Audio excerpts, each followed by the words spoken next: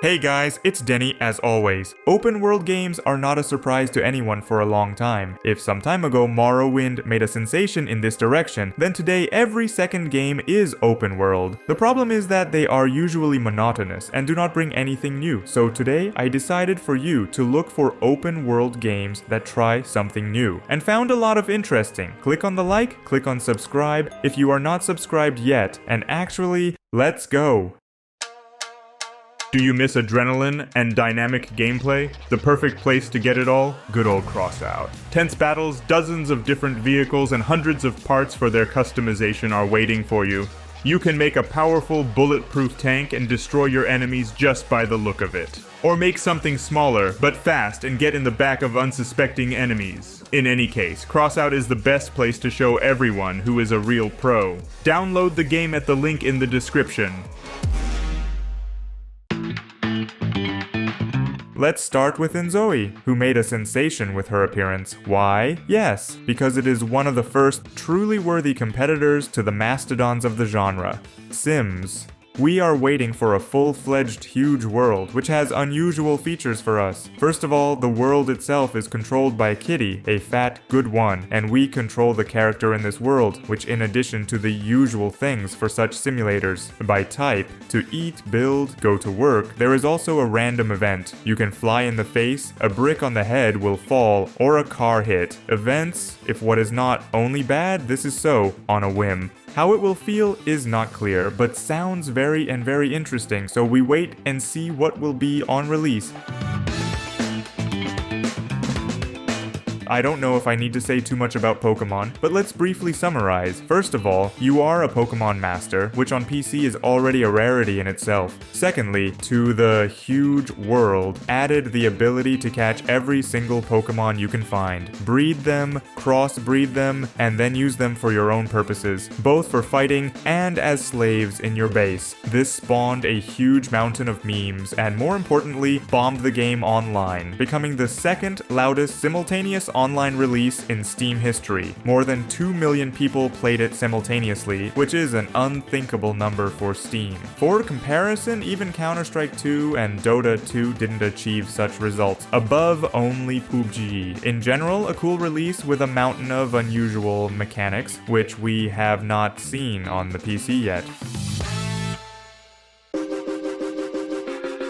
And here is a very strange but cool game, Project Mugen. A new open-world gacha, suddenly in an urban setting. I don't think it's ever been done before. It's free to play, and we're one of the espers. Well, the kind of ladies who have superpowers and investigate anomalies and paranormal phenomena. We have combat like in Genshin Impact, real-time battles, and at the same time, we can change characters like in Genshin. We have a squad of 4 characters. Each one has a different weapon. The characters, it's not clear yet if all of them have the ability to telekinesis. This is even more interesting. Surrounding objects can and should be thrown at enemies. Enemies, by the way, also judging by the trailer, are diverse. In general, it looks very attractive. The only problem is that develops NetEase, so monetization can be so bad. Anyway, we'll find out how it will be released.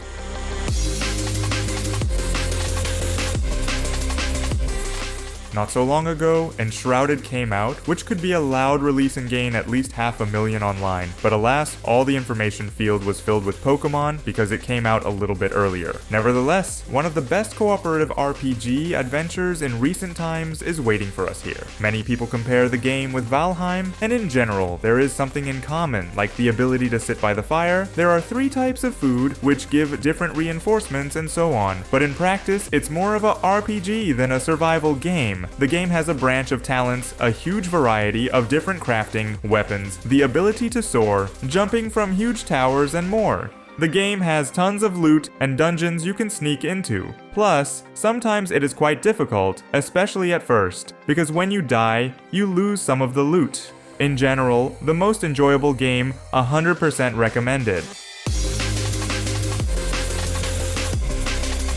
Here's something a bit more cartoonish, but also a lot more unusual, especially in terms of movement. But let's go in order. On the moon, Europa, a lush paradise in the shadow of Jupiter, an android named Z goes on a quest. Well, a quest to find something. No details yet. Our quest is to run, glide, and fly through the local, unrealistically beautiful landscape. And it is on the acceleration and made all the exploration of the world. You can safely glide from acceleration to acceleration, gradually building up strength and momentum. Thus, you will explore the world faster and faster. Naturally, such a game is equipped with a mountain of different puzzles as without it. But the mechanics of gliding with steaming and acceleration is interesting.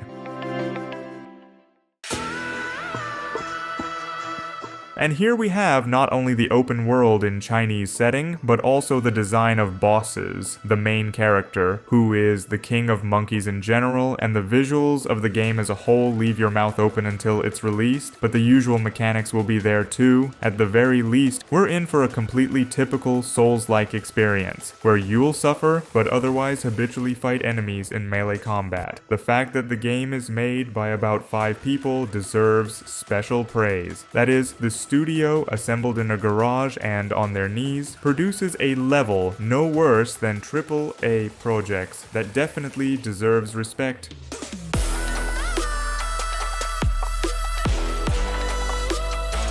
Here you are, DokeV, another extremely unusual simulator of real life in some random city, and this city looks just great and very elaborated, no worse than the conventional GTA. Here is true, added a little bit of the future, various robots, battles, and you will not believe, but damn Pokemon. Of course, it's not out yet, and it will be out when, but nevertheless, it will be out, and on PlayStation and PC too. So we're waiting. We haven't seen Pokemon on PC with this kind of development yet. Well, there are no Pokemon in this game. This is generally a full-fledged RPG with an open world, which tries to show the RPG world is not from 3-person as we are used to, and from 1. Do it on 5 Unreal Engine and without co-op. That is, everything will be aimed at solo passage with maximum immersion, which lately, as far as I'm concerned, is not enough. Events all unfold in the world of the game, Pillars of Eternity, and gameplay will resemble the Elder Scrolls, as if you played it exclusively from 1 person. But there will be no division into classes, builds are collected by yourself, and you can switch between them whenever you want. Even weapons can be combined in different ways. You can take 2 guns in both hands, or a magic wand in one hand and a sword in the other, which in my opinion is not bad. Plus, there will be partners and pumping Persian and decisions that will affect something there. In general, quite not bad.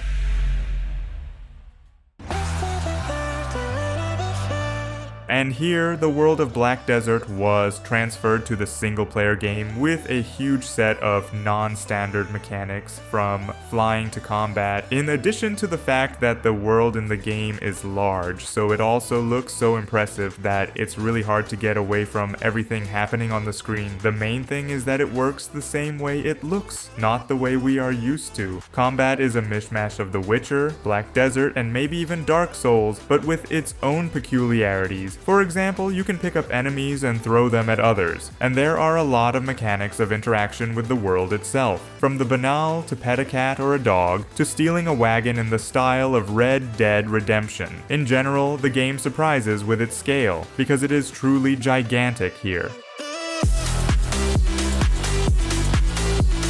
We all know the game No Man's Sky, and we all remember that the developers first promised a lot, then did nothing, and even later suddenly began to correct themselves and turn No Man's Sky into a great game. I'll tell you a secret, they've been working on Light No Fire for about 5 years now. It's a cooperative fantasy adventure in the spirit of Enshrouded and Valheim, only they plan to make it on the same scale as No Man's Sky. Of course, it doesn't mean that we will travel to different planets. No, there is one ancient land waiting for us, but it is so huge that it is as if the size of it is co-passive with the real size of the planet. Flying 30 minutes on a dragon to find a beautiful place is the norm here. Plus, to avoid boredom, the game is fueled by survival.